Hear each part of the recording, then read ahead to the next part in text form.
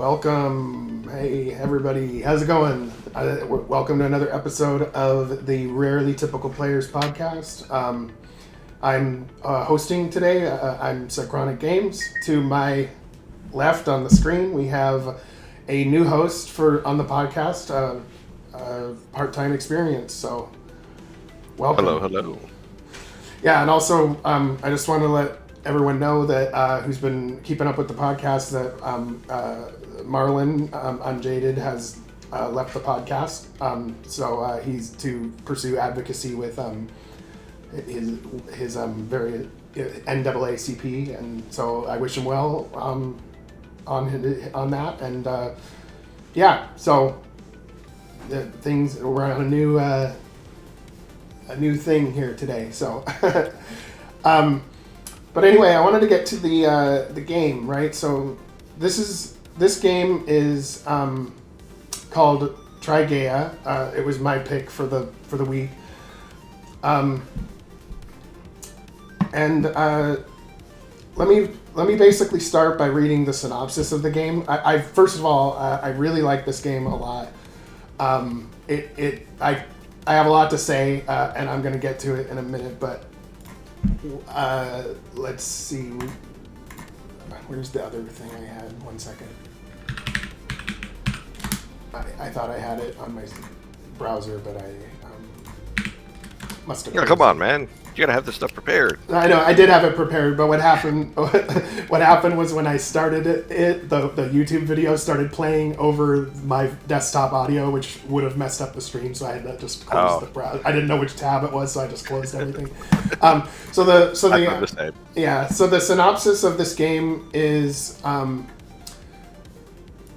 could you survive on an alien world? Change your genetics and wander the wasteland for answers. All the while aided by your AI companion. Trigaea is an epic 272,000 word piece of interactive fiction. It's a combination of sci-fi novel and RPG adventure game where you are in control of the story. Game highlights: augment yourself with animal, robot, or alien parts. Decide the fate of a planet. Deal with interesting moral dilemmas. 15 different endings to unlock over 12 hours of gameplay. Deal with enemies by talking, subduing, scaring, or fighting them. Scrounge for microchips to unlock your memories and discover your past. Play as male, female, non-binary, or straight, bi, gay, ace. I'm not aware of what that is, but I'm missing that one. Okay. Stunning alien landscapes from a range of professional sci-fi artists. Content warning: mild violence, depictions of death, rated 13+. So first of all, what were your overall impressions of this game, part-time? Ooh, I guess I would start out with the fact that, if anything, it reminds me of my love for the old MUDs, like the multi-user dungeons that used to exist, as well as a bunch of the old text-based games that I used to play, like Akalabeth or Ultima Zero, as some people might know it as. Wizard's Tower, I think, was also one of them, and one of the old Kingsfield games. Showing my age a little bit with those, but hey, you know. Okay, just out of curiosity, how old are you? I'm just, or like range-ish? Oh, I'm about to be 35 this year. Oh, so okay, I'm older than you. I just grew up. I learned to read by playing Ultima 3. Oh, so. Okay. Yeah, for me it was it wasn't Ultima 3, but it was the same deal where I played like computer games and like RPGs and stuff, and did a lot of reading as a kid when I was like on the older consoles. But yeah, no, I'm 38, so I got a few years older. A few more years on me, but yeah, I learned to read because of old games that were very heavily text-based, and I remembered playing so many back in the day. But as far as this one goes, I loved it. It was nice to kind of like have the music playing throughout. Thankfully, it was rather nice music, and it wasn't feeling overly repetitive. Yeah.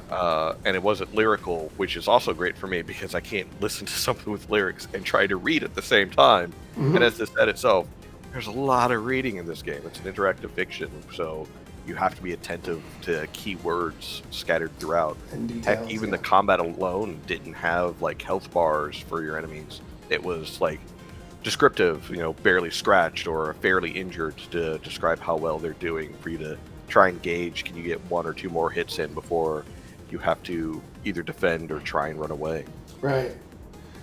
Yeah, and I mean, overall, like what's interesting about this game, like for me, and this overall impression thing, this beginning intro part, this was a request because I get messages for like requests of like, oh, what could we add to the podcast and stuff like that. So just kind of like an early like, how did this game make you feel kind of thing.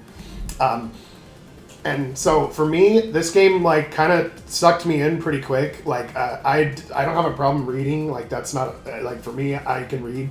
But of course, if it's a boring story or it's not interesting, I won't want to read it. But if it is interesting, I will. And this game was cool because you kind of start out with like not knowing what's going on and having to figure it out. And like there's memory loss involved.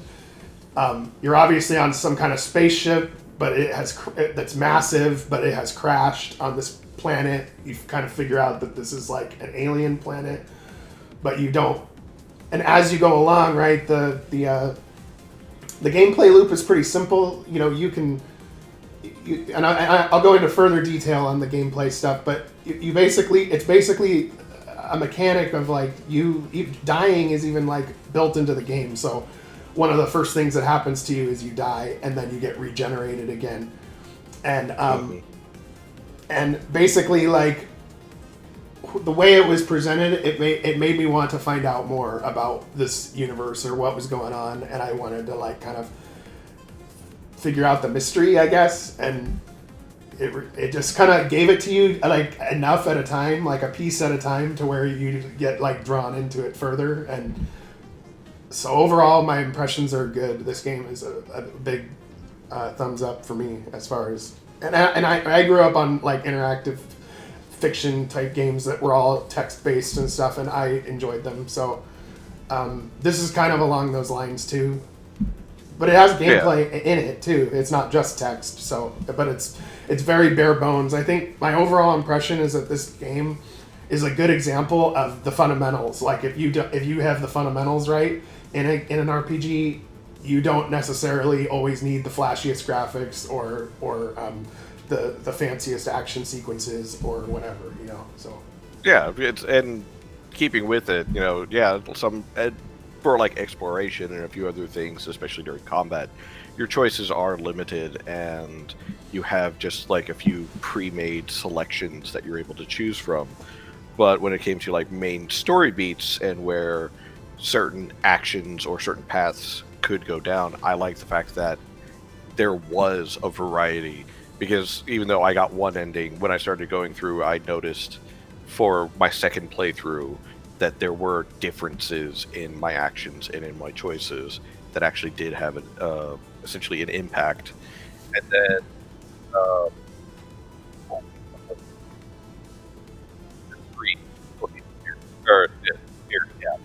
the bug alien things, they're still aggravating to me purely because of that acid spit that they do in combat. But I can deal with it.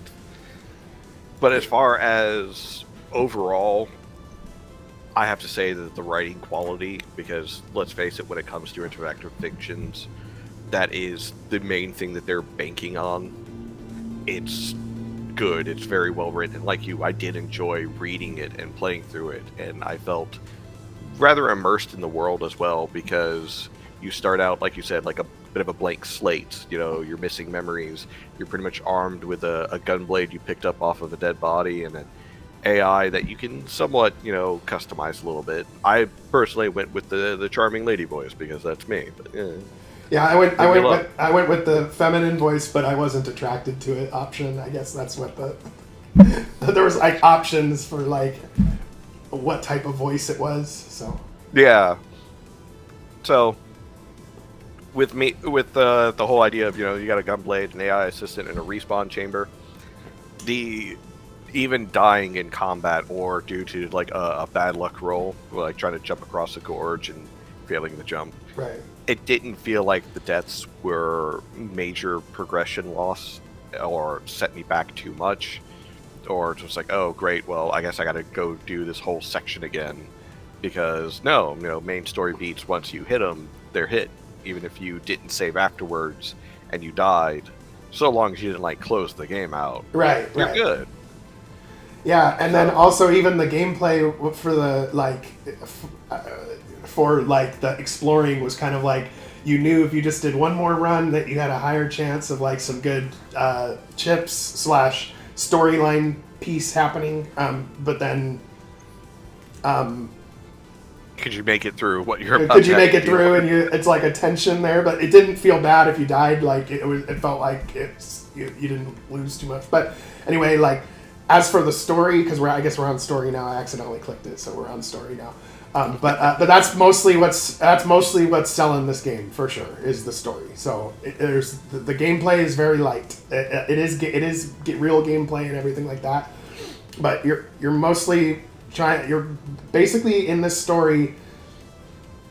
I guess I want to kind of give it like a little bit of an outline of it, because you basically have this ship crashed on the planet. It's obviously like it was humans that crashed on that planet, but the planet is alien. The name of the game is the planet. Trigaea is the name of the planet, and basically, you have in the game kind of like the story is like structured where you have kind of a mystery of memories that are lost and stuff that you're trying to get back, of like, how did this ship end up in this position? How did humans end up crashed on this planet? And you don't know, and you like slowly figure that out as the game goes along.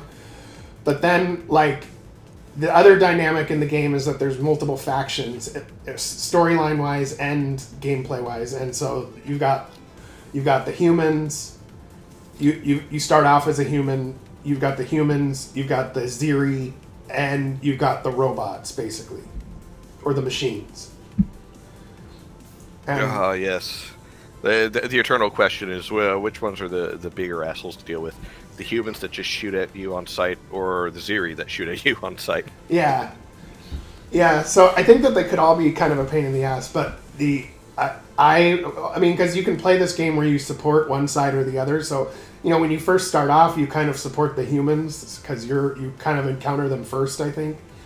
But then like over time, you see what the issues are with them, and you see that the other sides have. They all have different interests, but they all have the same interest, if that makes sense. Like they all want to live. They don't want to get wiped out by the others, and there's hard feelings based on what has happened already between all of them fighting. And oh yeah, and also I feel like that's also very well done in the sense that none of the factions actually see themselves as the villain. They don't want to destroy the other one. I mean, the humans are doing whatever they can just to survive. And at this point, they roughly know their own history, just stories that were passed down, or a few holotapes that, survived everything. Right. They're just trying to survive, essentially, to the next day. The Zeri are trying to protect their homes from what they understand as hostile invaders that had destroyed their own home world, and now have come to destroy theirs, considering the crash wiped out a large chunk of their own villages, and now they're fighting for resources, and they don't understand what the humans actually want. And then the robots, who unfortunately are a little caught in the middle, they're trying to be keep damage as minimal to both the ecology, or not the ecology, the environment, as well as both other factions, but they themselves are struggling with it. It's because the only thing they could think of is, let's just make everyone robots or something, or take away a bit of the will to fight. Right. No. Yeah. Well, it was, in any case, I really liked the story. I don't want to like spoil it too much, but also the other part of the story that was cool was finding out that what happened to Earth and stuff, and like that. Oh, yeah. And then like you realize the humans can't go back, even if they wanted to. They can't go back. So like everyone's just kind of like screwed in the situation, but can't get off planet, can't go back home. Yeah. So, and then of course the game has 15 different endings, and some of them are very different. Some of them are extremely different. I got an ending that was, I guess it's classified as a neutral ending, and it was that when I played it, I played it pretty neutral actually, where I didn't take anybody's side, but I tried to help if it would help the whole situation, and but I didn't cross any hard lines when the others told me to kill one of the others or things like that. So I got the ending where the AI died. The AI ends up being your friend in the game and stuff. The AI died, and then I was appointed some kind of like ambassador to manage the peace negotiations between the three factions, and it was like centuries later, like 300 years later. Yeah. And then, what was it? Mine also was, I sacrificed myself versus the AI, and everything was everything was a simulation, and it's like, oh, well, I feel like I got robbed a little bit. Yeah, I actually like this. I'm going to go back. So I ended up starting up a new game and essentially playing through again. And that's also something else, is the idea that we should probably talk about, is kind of like the core gameplay and replayability of the game. Yeah. Which, again, because there's multiple endings, multiple choices, it definitely is worth playing over and over again to see what you get, how your choices affect the others. Yeah. Well, I would say that when I played it again, that there were some different choices, but there was also some that I would say that they came up at key points where you had some key choices along the way, and then there was some choices that looked like they were a choice, but they led to the same thing either way. So. The illusion of choice. The illusion of choice, but that's very normal for most games, like because whenever you make a choice, like if you can make a real game where all the choices matter, that's great, but it's twice the work for each choice you want to do, basically, because you have to do two things in place of one thing, right? So, there's different ways to manage it and stuff like that, but I felt like it was pretty okay. There were some key choices along the way. And there were some things that are outside your control, too. So, like, there was one instance where I forget where it was, but I was with some of these humans, and then something happens to where you both get, like, trapped in a cavern or something. Like, oh, yeah, I know the scene you're talking about. Yeah, and then, like, you realize that the only way to, like, save the person is to, like, kill yourself so that you get regenerated back in the chamber, and then you might make it back in time, but they might be dead because of how long it's been, because it takes a week, so just that part, that was just, there was some interesting parts that where people that you were interacting with, like, died because you weren't there when they needed you and stuff like that. So I think that I think it can go different than it does, but it didn't, there was some times where it didn't go good for me, but I kept playing and, I mean, it's also part of this game is dealing with even a bad hand, because there were moments to where it's like, oh cool, I don't have a good choice out of any of these. Yeah. Well, let's try to make the best of it. Yeah. So. Or like yourself, you're fighting off a certain enemy, and then whoopsies, I got hit for more than I had left, and run back there after respawning, and yeah, this person didn't make it through, so yeah.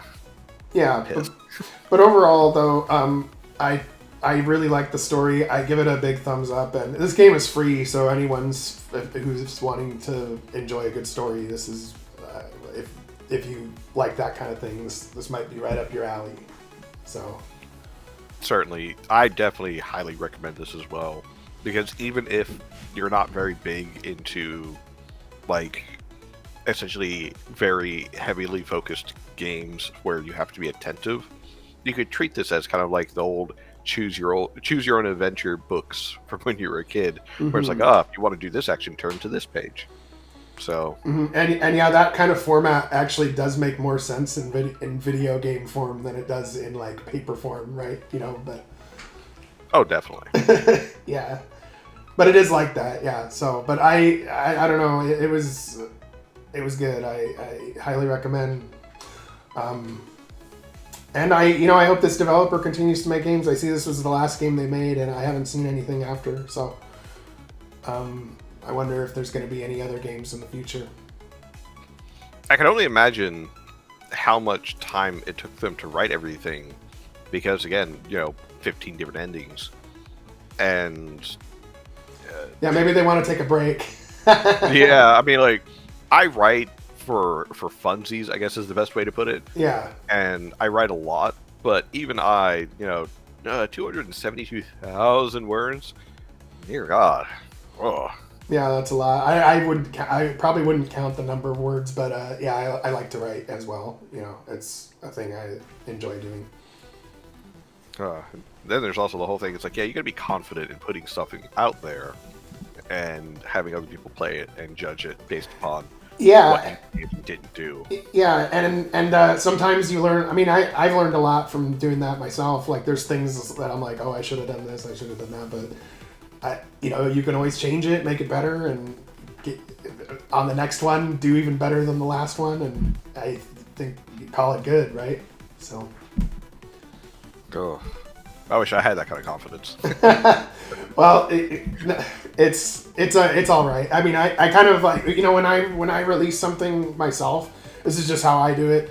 Everyone can do it different, but I kind of release it when it's at the stage of minimal viable product. Like, it is good. It's good enough to release, but yeah, maybe there's a few rough edges, but I'll clean that up later. And but what do you think? And like that bang for buck, like cross point where if I spend too much time on it, I'll never get it done. And if I release too soon, it's not good enough. So I try to find that balancing point, and then if there's some particular issues, clean that up later. But like, that's how I roll. But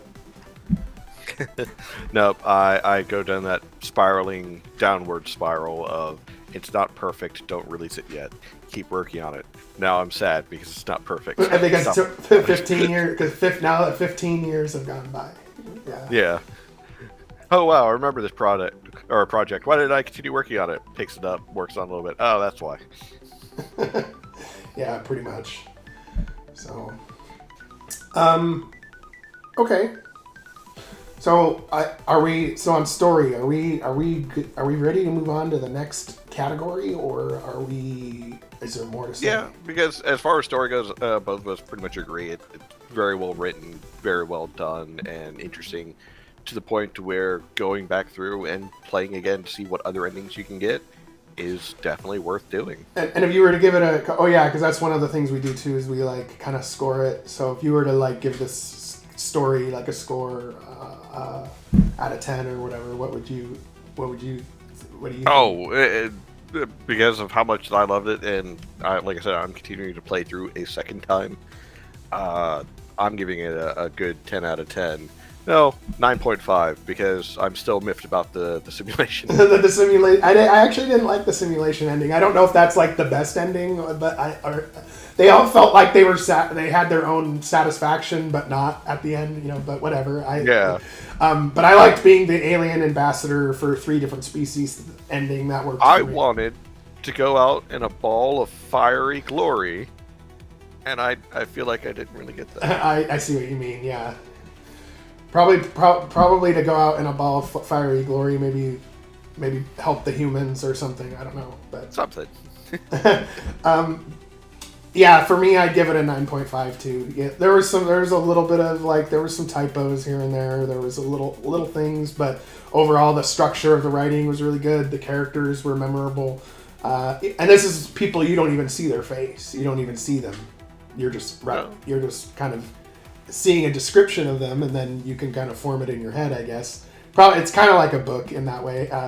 But I remember this game. I remember what it was about, and I thought the story was very good. A good story doesn't come up very often. I see it actually less and less as the years go by. I see the stories becoming more bland. It's very disappointing. It's very disappointing, yeah. But I see it more and more as time goes on. But maybe things will change. Maybe it'll shift back. I don't know. it always seems like when culture goes through like these like cycles or eras that change to something else, and like over time it goes up, but then there's like some downturns along the way too. So Yeah, but we can only hope that future games will essentially kind of like, I guess in a sense, take a page from Trigaea's. Is it Trigaea or Trigaea? Because I don't know. like up until today, I've been saying Trigaea, and now you got me. I think Trigaea is what it is. Yeah. Okay.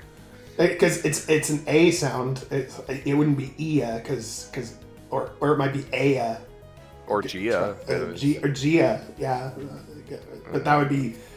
But that might be like if you had GEA or something. I don't know, but yeah. I refer to it as Trigaea. That's what it sounds like to me. But yeah, but as far as it, hopefully, like other games out there will, like I said, take a bit of a page from the book and focus heavily, or focus at least a little bit more on the writing of their story to make sure it's well written.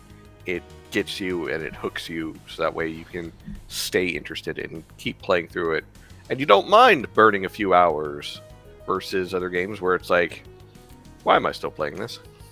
Yeah, and that happens to me too, where like, sometimes you play a game, and I really like when you're just playing a game and then you get sucked into it because you're just having fun, right? Yeah. And then there's games where, like, because I run into this with the podcast all the time, where you get a game picked that's like, okay, I am obligated to play this game for a certain amount of time before I must move on to other... and your brain is like, okay, I have to put my 2 hours in, and then I'm done, But but then there's some that you just keep playing because you're having fun, right? So for me, this was definitely one of those. So, yeah.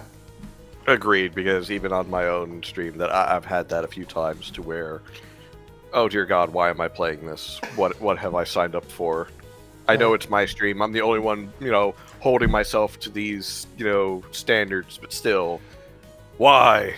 Why have I made this decision? Well, it can be helpful, right, to the devs, right? If they're having like if they're trying to get feedback for their game,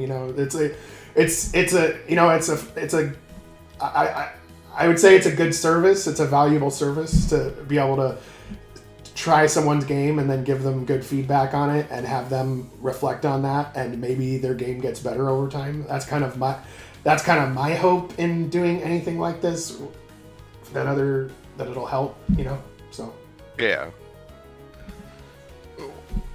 Let's see. Unfortunately, see what's normally next after story. We got gameplay. Okay. So the gameplay, I can start on this. So the gameplay loop is pretty simple. It is real gameplay. You do have combat, but it's very simple. You just see like your health at the top, the number 35 out of 35 or whatever it is. There's these microchips you're trying to collect, and you turn those chips into something that the AI can use to modify your genetics. And so you start off the game as human, and you can add extra genetics like eagle eye vision and bioregeneration. And then in the beginning, the problem is that you couldn't find any food that was edible. So the AI regenerated you so that you could so that your skin had photosynthesis, so you could take in some food from the sunlight. And a part shrub.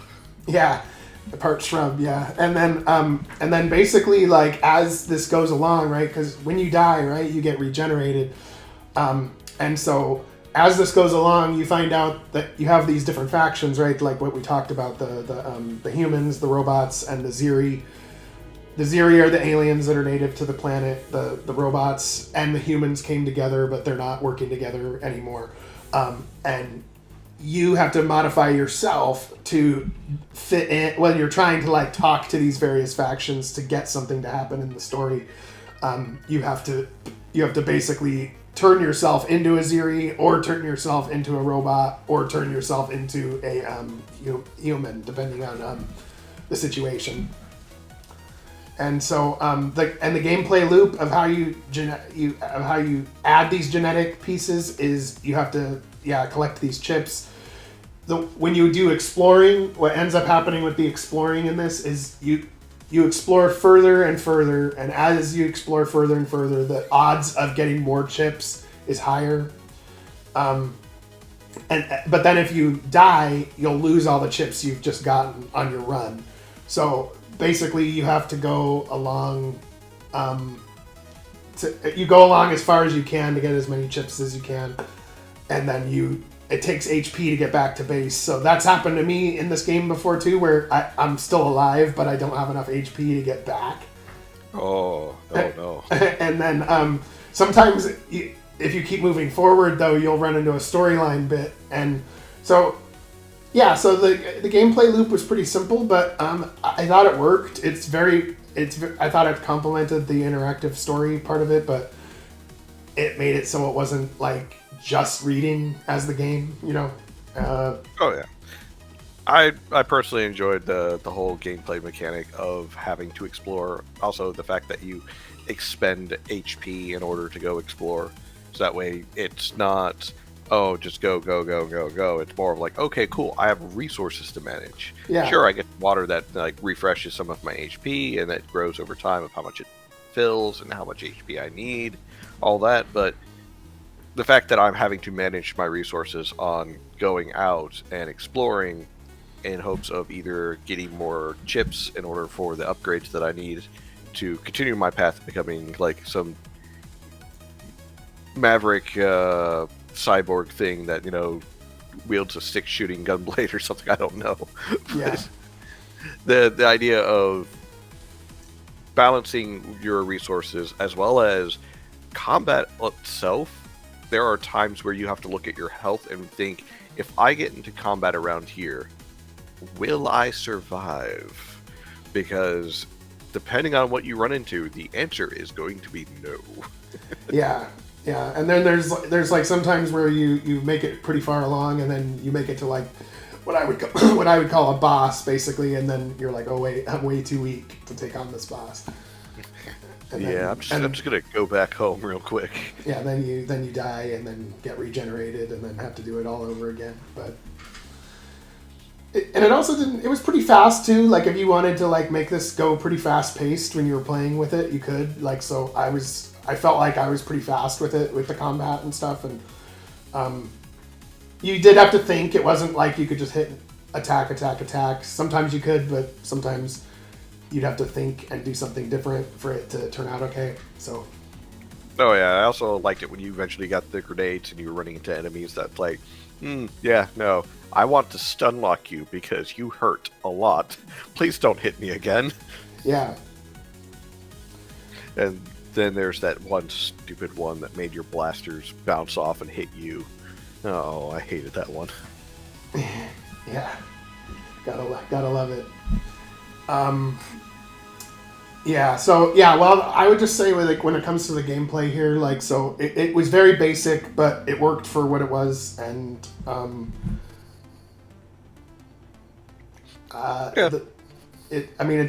it did what it needed to do. I guess I'd put it like that. No, I agree with you. It was very basic. It was thankfully a solid basic in the sense that it worked. It worked well. It didn't to me feel like it needed a lot of work because it had a purpose. It fulfilled that purpose perfectly, and there isn't really a need to go beyond what it had. Right. Yeah, because sometimes that's a problem too, where like you could, as a developer, sometimes it's tempting to just be like, oh, that's a good plugin, I can just add it in. Oh, that's a cool feature, I can just add it in, and then before you know it, you have like a jumbled mess of features that like don't really go together. Bunch of features and plugins that don't go together. Something's lagging, and for some reason the one character is backwards. So yeah. Yeah, like that can definitely happen for sure. But yeah, so as far as the whole combat part of the mechanic, as well as I mentioned earlier, I loved the fact that instead of giving me a health bar to look at for an enemy, or just kind of like sit there and guess of, did the animation change? Is it like breathing heavier now? Yeah. Is it weak? I actually get a description of, hey, it's looking barely scratched, or it's fairly injured, or heavily injured, or it's Right, about to collapse. or one more hit will take them out, or things like that. Yeah. So stuff like that, it's like, okay, cool. Now I have a better idea of what I'm doing. And considering that I'm coming from like 15 plus years at this point of Dungeons and Dragons experience, I like descriptive things like that because I have to use them every now and with my own players. Of they're asking like, hey, how roughed up does this one guy look? It's like, he's looking a little roughed up. You'd say probably he can still go a few more rounds, but for the most part, he's not in any life-threatening danger at the moment. Versus that guy over there, he looks like you could probably push him over and he will not get back up. Yeah. What else? What else was in this? Okay, so we have the actual combat, the genetic modification, the gameplay loop of search, grab stuff, don't die, or die, respawn, and then of course the choices, the specific choices that affect the outcome. And yeah, so and while when I played, as I was saying, gameplay wise, I tried not to support either side, but I didn't try to hurt either side either. I tried to like help where I could. And I will be honest, I tried to spare as many humans as I could. Once I was able to talk to the robots, I kind of tried sparing as many as I could. I did not spare a single Suri until I could talk to them. So you just went straight up after the Ziri, just slaughtered the Ziri. Yeah. But like once I was able to talk to them, I'm like, well, gee, aren't I the asshole? Oh. Yeah, I knew there was something up with them, so I tried to like, not hurt, tried to be nice to them, I guess. I don't know. I mean, to be fair, like the ending I got doesn't like wipe them out or anything. It's more of like, yeah, all of you are going to share a planet now. Have fun. Right. All of you are going to share a planet now, but you have no choice. Yeah. Yeah. That kind of thing. Yeah. So I guess let's move on to like the presentation of the game. Oh, actually, we can't move on to that because we got to give this a score. We got to give gameplay a score. Oh, that's right. I mean, it's not extravagant gameplay, but it's not bad. It's basic, but it does what it needs to do. I mean, I'm just gonna give it like a solid 8 because it's like it's good. It's not amazing, but it's good. It makes sense. It's just basic, and it works for what this game is. I'm just gonna give it an 8. Personally. I agree as well because like you said, it serves its purpose. It serves it perfectly. It's not bloated. It's not filled with a bunch of different useless tactics or other options. Everything, as far as the gameplay wise, it has a purpose. It fills the purpose, and it helps move the story along, or prepares you for the next bout of the story that you're about to go through. So gameplay wise, I also give it an 8. Do I think it could be done better in some spots, such as having more options? Absolutely. But considering the story overall, it does its job and it does very well. Mm-hmm. I agree, and I also think that in a game like this, what's carrying it more than anything is the story. Because when you got like if you had a game with this gameplay, but the story sucked, mm-hmm. you wouldn't want to play it at all. Like, or at least I wouldn't if the story wasn't good, right? So. Yep, definitely would. As you said earlier, put my 2 hours in and like, all right, I'm going to go do something else now. Yeah. Which, I mean, I've had to do a couple times. I mean, more than a couple, but, it's fine. I actually, by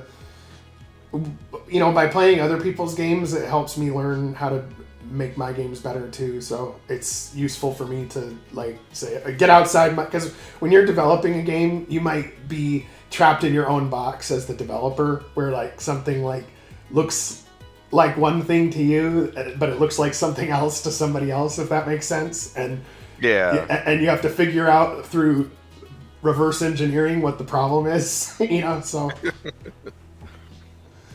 So playing other people's games helps me with that. So yeah, like so I won't. Okay, I won't walk into that mistake.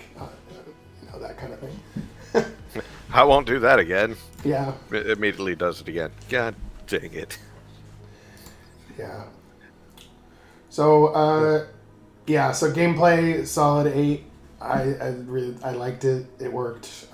Mainly the story though is what does it for me. Presentation. Okay, so presentation. It's presented pretty well. It's basic, but you really are only presented with like some really vague imagery. Like you don't even see like pictures of specific characters or anything like that. But you do get the backgrounds do help because they give you kind of a sense for the atmosphere and the environment that you're in. But a lot of it also leaves it up to your imagination, which, by the way, I want to say that like reading books has always been kind of difficult for me. Like for some reason, it's really hard for me to read through a book. But I kind of like some parts of it where some of it is in your head as like you're imagining it because of what you're reading. Whereas like, in more modern games, like you might have every little thing that's visual presented to you specifically instead of some being left up to your imagination. So I thought that the presentation of the game was solid. Again, it's very basic, but I felt like the gameplay elements and the art style of the environmental parallax backgrounds, basically, mostly is all this is. Sets the tone really good, and it just helped me. I guess it helped me to read the story further. Instead of if it was just like a blank white background, then it might be a little harder. Then it might be a little harder. I definitely agree that the backgrounds were a wonderful touch of kind of putting in perspective where or an idea of what you are actually in or around. And yeah, again, like you said, it relies very heavily on the descriptions that it provides in the writing, but the backgrounds did provide a wonderful touch, especially for like the White Desert, and I want to say, what was the forest swamplands one? I really liked the background for that one.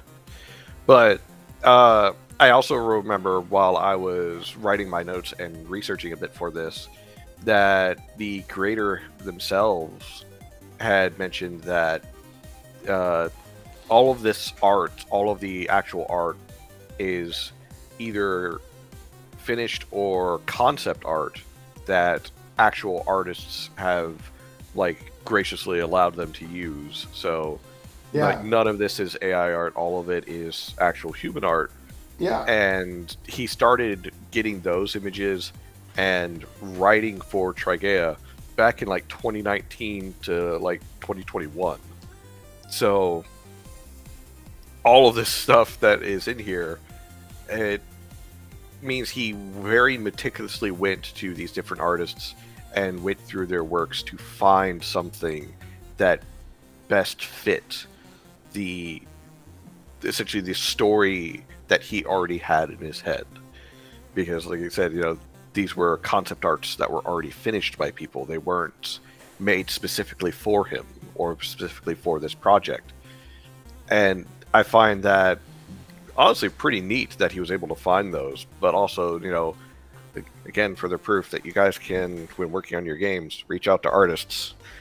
But and I thought that the backgrounds fit the scenes pretty well.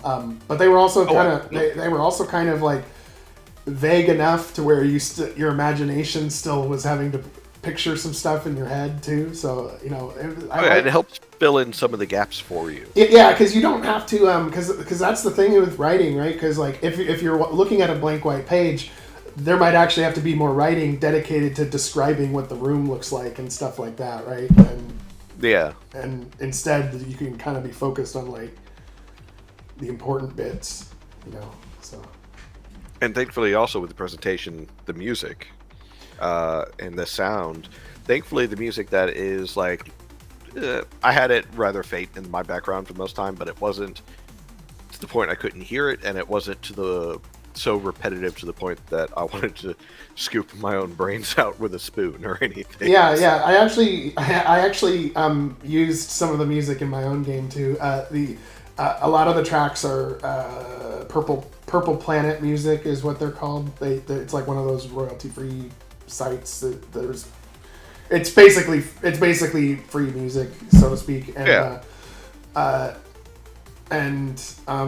I liked the music. I thought it made sense for the scenes and everything like that. I also like the sound effects you could hear in the background, especially like during some of the battles, where it wasn't just you and one other thing. It was like maybe one or two other NPCs are supposed to be out and about or around, also fighting. You could hear like blaster fire or things clashing in the background. So the use of sound combined with the imagery and combined with the descriptors in the text and so on, I feel like helped bring the presentation rather well together. Because again, even without the whole flashiness of like modern graphics or animations and stuff like that, there was also the screen filters. I think it used 2 or 3 times. Yeah. Where it, I guess in one spot, it felt like it was like, oh, cool. It looks like I'm looking through a snowy CRT screen. What is going on here? What is going on with my game? Right. Yeah. No. I actually thought those scenes looked pretty cool. Actually, like. Oh yeah, I definitely liked them, but it was just I like how well it all brought everything together to where even I stopped reading to try and look around at the background, look around at what was going on. Yeah. Well, but the interesting thing though is that this game also is like it's just very like it's crazy like how all these components that are in it are so basic, yet they were put together like as almost like a recipe in the exact right way where it just was. It's really good for what it is. I guess that's how I'd put it. So. Yes, I agree. Like I said, presentation of the backgrounds with the music and the sound effects and using the proper filters every now and then, it made it interesting to where you looked away from the text to kind of see what's going on, or it helped fill in the gaps in the imagination to essentially provide a bit of more color to it in your mind. So I like the presentation. Yeah. I just think it works. It does what it needs to do, and it could have gone further, but it didn't have to. And it worked for me. I don't know. I just it worked for you, and you want to play it all the way through, right? So yeah. When you actually spend 12 to 13 hours actually playing the all the way through for just one ending because you're like, I'm gonna go down this route. There's got to be something more out here in the middle of the desert. No, there's got to be more out here. And it doesn't happen as much, with like, especially with like, it's kind of sucks, but like whenever I've played a game, my brain kind of like compares it to all the other games I've played. So over time, it's harder to find one that's like, oh, this is bringing me in a lot more. Like, there's a lot of like games out there that are like kind of just okay, and then you're like, oh, it's all right, and on to the next one. But when it hooks you, that's when you know it's a good game, right? I agree. So I mean, presentation. I'm on this. I'm gonna give it an 8.5. It could have been shinier and fancier, but it does what it needs to do, and the sound, the backgrounds, they complement each other with the story, and there's nothing in the game that's broken. It seems pretty bug free for what it is, and. Look at Side demanding more. Well, yeah, it's always if you can get more, great. But I describe it as like the bang for buck ratio, right? Like you got like there's like a balance of like how long is it going to take versus how high can we make the quality versus when's the right time to launch and that kind of thing. No, I get that, but as far as the presentation for myself, I do agree there are some spots where I feel like it could possibly go further than what it currently has, but at the same time, I feel like it does it very solidly. So I would say honestly a 9.5 out of 10 for myself, purely because I want more. Yeah, I do, yeah. So I'm keeping my eyes open for this developer. The developer's name is online name is RynGM. So if I see another game coming out from the same developer, I'm guessing it's going to be pretty good, like this one too. So keeping my eyes open for that one.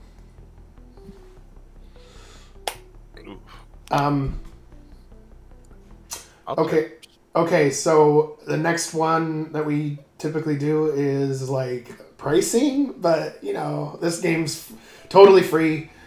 I'm surprised it's free, to be honest. So. Yeah, I would have paid for this game. Yeah, for sure. Yeah, same. Yeah, this game's really good, so I would have paid for this game. Actually, what's funny is when I did it, because I've done this game on my Synchronic reviews before, and I actually approached the dev and said, "Hey, I'll pay the $100 if you want to put this game on Steam, and I'll publish it, and you can keep it's going to be a free game, but do you want?" And he said, "No, I'm not interested, but thanks." I said, "Okay, that's fine," but I just was like trying to get the game out there more, right? Like I was like trying to help, but whatever. Oh, businessman side, let me publish your game for you. Just sign away everything. I'm just kidding. No, I do agree. This, with the quality of the writing that was done into this, and from how solid the gameplay has been, as well as how well and solid the presentation has been, I honestly agree. I would have paid for this. If it wasn't free, I could definitely see it being worth $4 to $5, because again, it's not heavily pushing on graphics or animations or anything like that. It's purely text-based, and it feels like I've got myself a good book in front of me. I like a good book. I've got plenty of books. I've got like an entire collection of Vampire Hunter D books and a bunch of other books and all that jazz, but it's not important. I would add this to my collection if it was a physical book. So yeah, and I agree with that price point being about right, because in a lot of ways the game is actually, for a game, it's quite primitive in a lot of the. It's like very simple, and I don't mean primitive in a bad way, but like it's a very simple game, but the way that it's looped together is really well structured, so to speak, and the writing, of course. But it's still pretty basic as a game, but I would pay $5 for this if it was a game for sure. I think that price would have made sense if I saw this on like Steam or something. But of course, it's also hard to tell. I think it would be hard to sell this game too, because the you don't have as much to show off. Like if you're trying to show off like how good the story is, how do you do that with like a definitely a trailer? It's a challenge. It's a challenge when it comes to text-based. Even the old MUDs, we mostly played those because, well, that's kind of all we had at the moment. But comparatively today, the text-based genre game is not as strong as it used to be. I'm glad to see that there are still games being published in it. I like to point that out. I'm still very glad about that, because I've seen a few others out there. But I'm sorry, I didn't mean to interrupt you, but when I find these diamonds in the rough, I try to get them out there, so oh yeah, other people might find them, because a good story you remember for a long time, and it can change. Stories can change the world, right? So that's how I see it. So yes, if you can't hook them on the story, then you can't expect them to play through the whole thing. Yes, correct.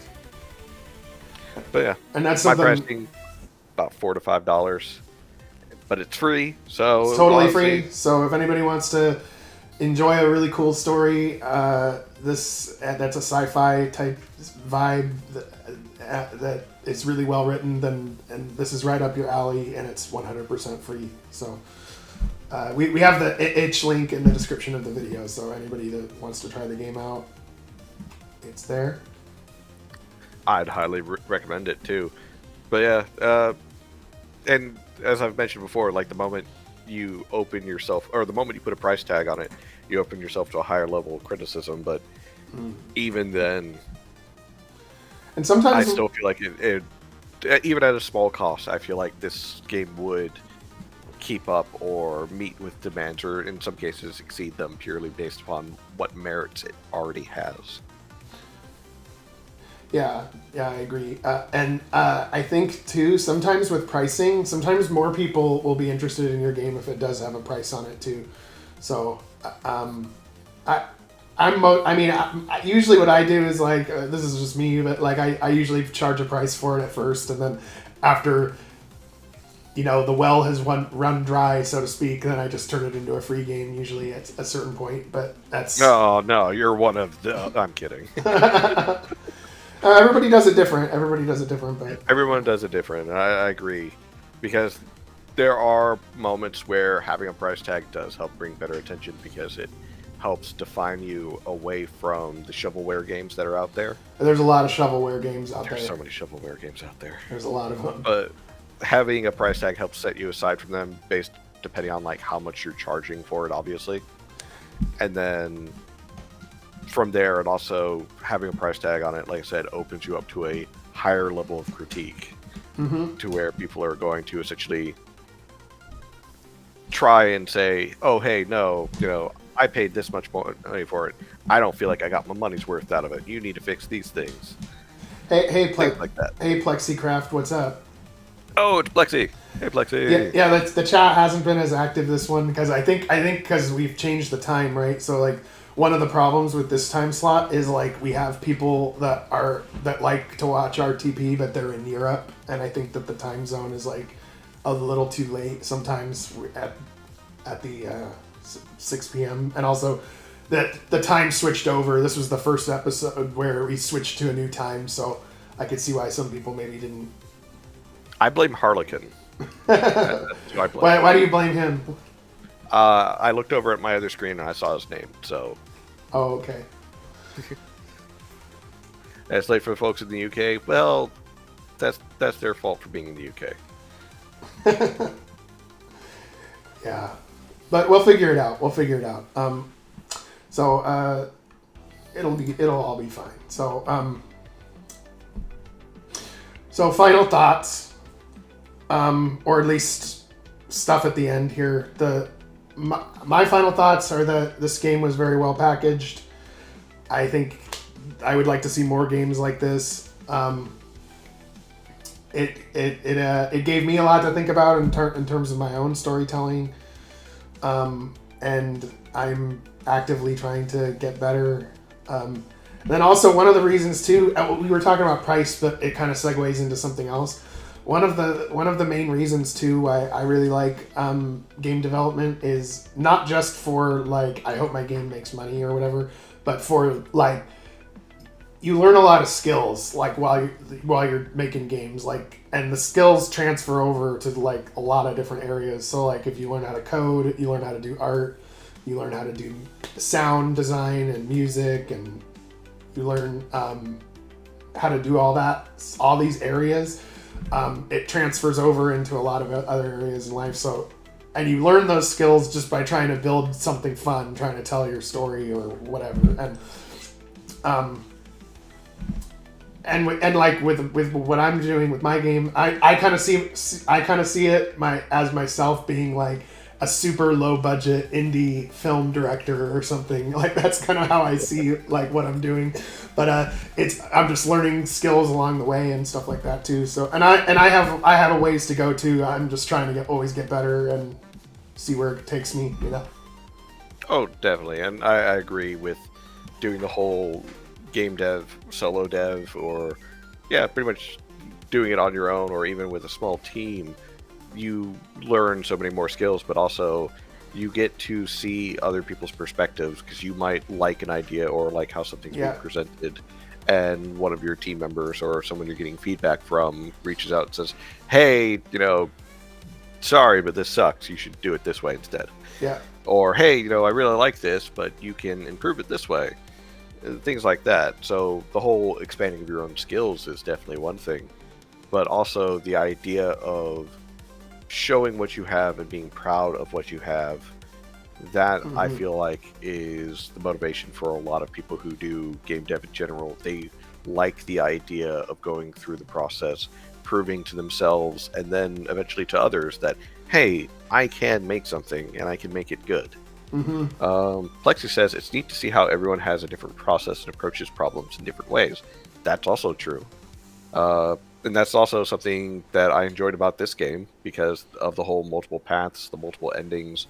I honestly think there is one of the endings where you just wipe out one of the factions altogether. So I might go back for that one. I don't know. I might do the whole, what was it in Fallout 3 or Fallout New Vegas, the sneering imperialist, where it's like I do more damage to people I don't agree with or something like that.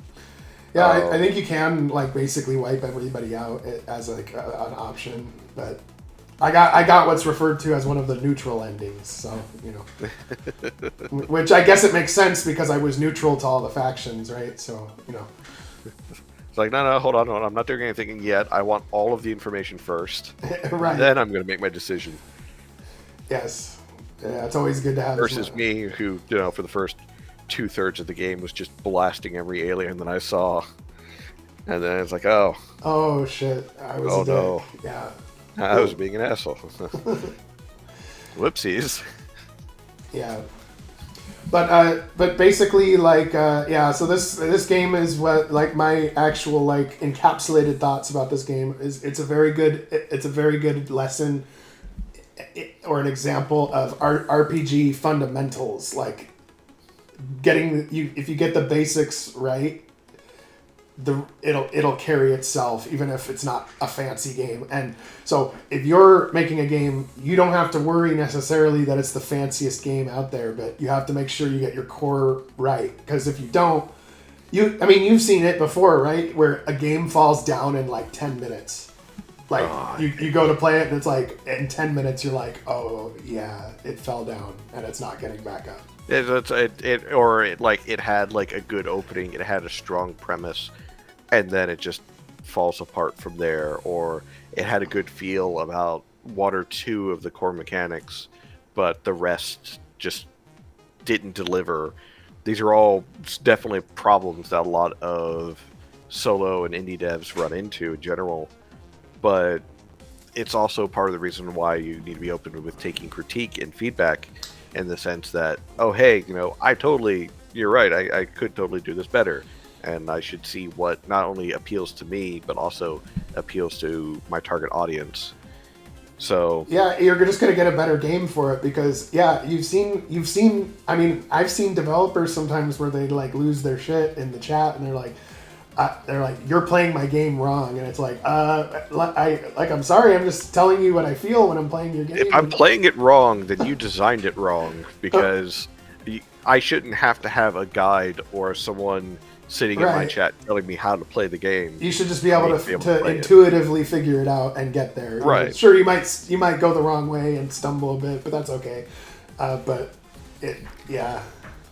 Where's he? And he dwaddled off like 3 miles that way. Does he have a map? Yeah, I didn't even told him about the map, but he didn't open it. So that's on me. But if it's like, you have a map button, really? You didn't tell me I had a map button. Which button is it? And I go around and I start hitting all the buttons, and I finally open up the map, and I'm like, how did I wind up over here? How am I supposed to get over there? Yeah. That's a design problem.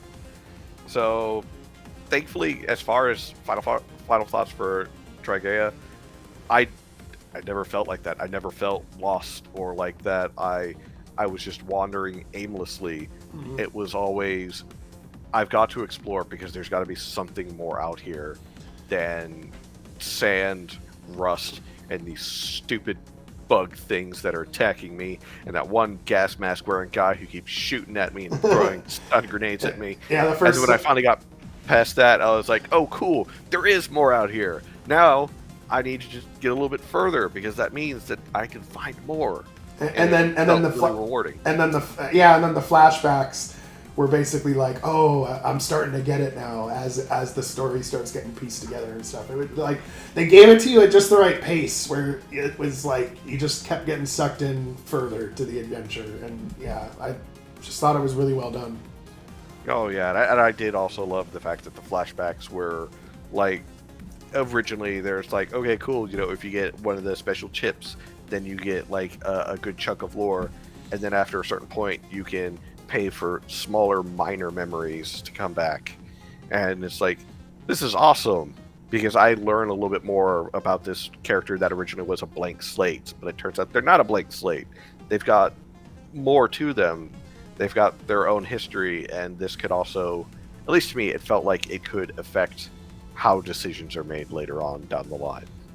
It's like, oh, I didn't know that beforehand, or I didn't know that about myself beforehand, but guess I know now. Yeah. So yeah, for me, this game's just a big thumbs up, 2 thumbs up. Yeah, for sure. So. Yeah, Plexi, first enemy triple attacks you dead, because Dark Souls. Dark Souls. Yeah, I actually haven't played Dark Souls. I haven't tried to play it. Oh, come on. Yeah, and I haven't. I don't know. I just don't know much about it, and I like look at it, and it just doesn't. I don't know. Is it a good game? Is it fun? Is it? To me, it is, because while the game is difficult, it doesn't feel like artificial difficulty. It feels more like, this is on you. If you don't want to get hit, then move out of the way, or learn to block, or learn to parry.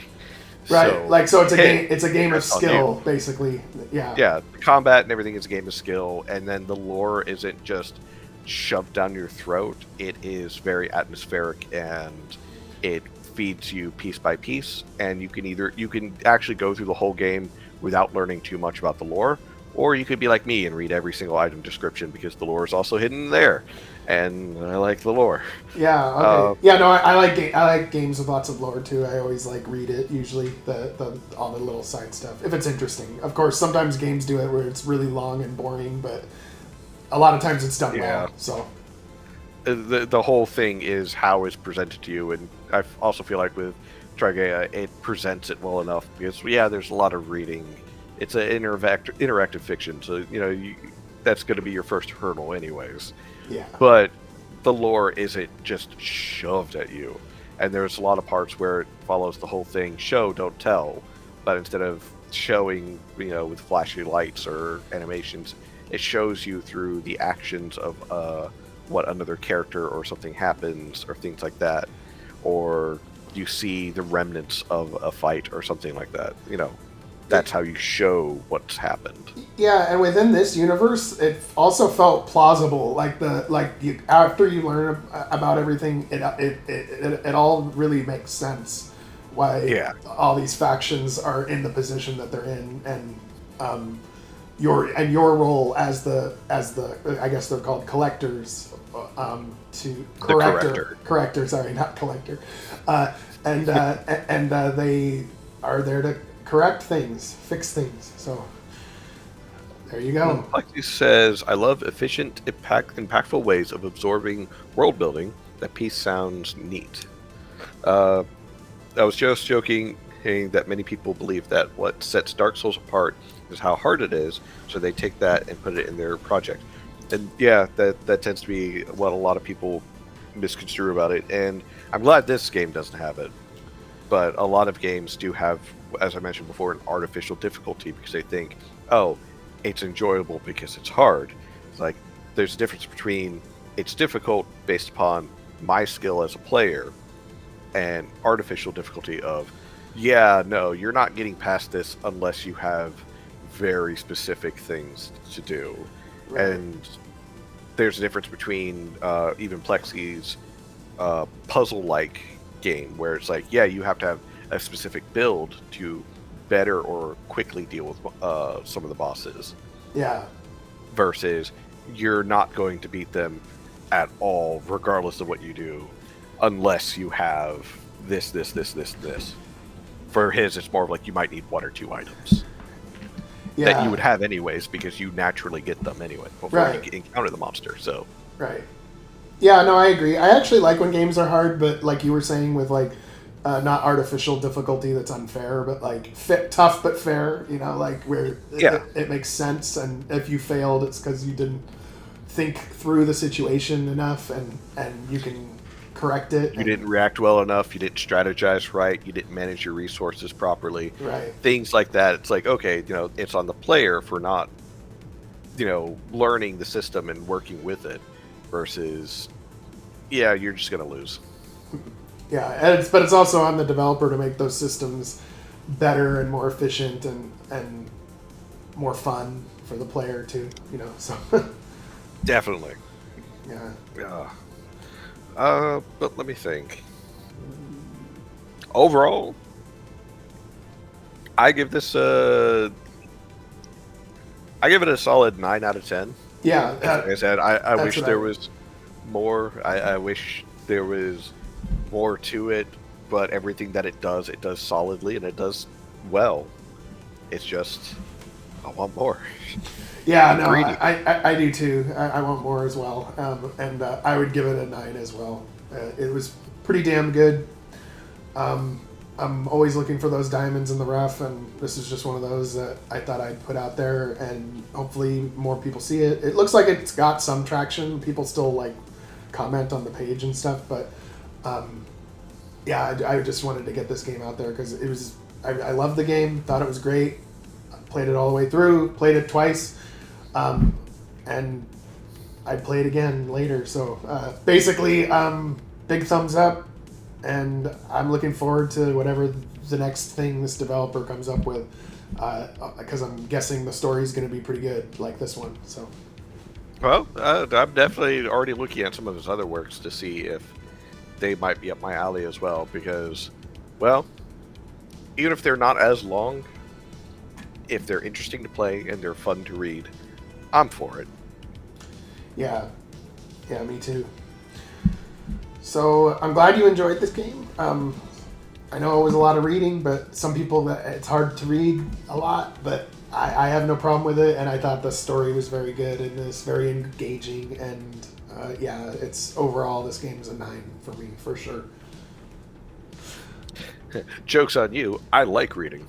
Yeah, no, that's good. That's good. Yeah, me too. So that works. But so yeah, we're going to be doing. We're over the next couple weeks. We're going to be figuring out the podcast situation. We did have 2 of our hosts leave, so things are kind of for nothing bad, nothing weird. Just people's lives are busy and they got other stuff going on. I get it. I do too, but I can still do the podcast. But basically, we're going to be figuring out what we want to do for the format, and figuring out if we want to get some more hosts on here and increase the variety of the games we try and bring different things to the table, and I'm thinking it's going to work out good. So I guess I, for one, am always looking forward to it, and I like the idea of being presented a game that I haven't played before, and the off chance that I'll really enjoy it. I really enjoyed this one, so I hope the next one that goes through the roulette wheel of choices is also really good. Yeah, no, this one was one that I personally picked. So the way we typically do it is like I picked one this week. So the next time we do, would you be free to do the podcast at the same time next week? Or some other time? Some other time, definitely next week. That might be a little hard because that's the Thursday before Valentine's Day. So. Oh, okay. Well, okay, because let's keep it light while we figure this out. Because I'm not trying to just like crank out as many as fast as possible. Like I'm going for quality over quantity. So would you be cool to do like maybe the 20th, which is the Thursday after, at the same time? I should be good for that. Yes. Okay, cool. And like let's talk offline here about not right now. We can just chat over it if we want about maybe some ideas of what we can do to keep this thing going and in a good direction. And I think I'd be cool to be working with you, and yeah. No, absolutely. And this also, because like again, as I mentioned before, shouldn't impact my own streams that I do. Yeah, no, I don't want to. I don't want to impact your streams at all. Like, I just want to like. I'm just trying to have like a good podcast going of like indie developer stuff and getting getting. I like it, and I like doing it, and as you said yourself, building a community, helping the indie dev, solo dev community in general. I am all for that. So cool.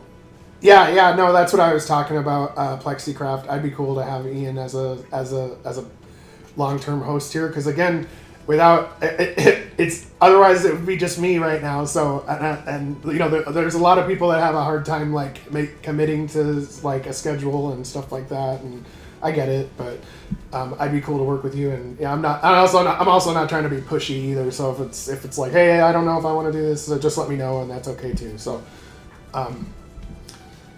But anyway, we'll talk more about it. But anyway, yeah, so we got another one in the bag here. The next one, I guess, will be a wheel pick. And then the next one after that will be the next host. Probably Ian picking that one. So things to see for the future. All right. Or how do we sign off from this? Do I just like fire? I'm basically gonna end the stream now. Everybody have a wonderful Thursday. Have a great weekend. We'll see you on the next one. It's likely gonna be the 20th. So yeah, we'll see you on the next one. And you all have a good rest of your day and take it easy. Good luck. Everyone. Be safe. Be well. Goodbye. Goodbye, everyone. If you didn't order flowers for your honey, you might want to get on that now. Yeah, okay. Well, take it easy, everyone. Peace.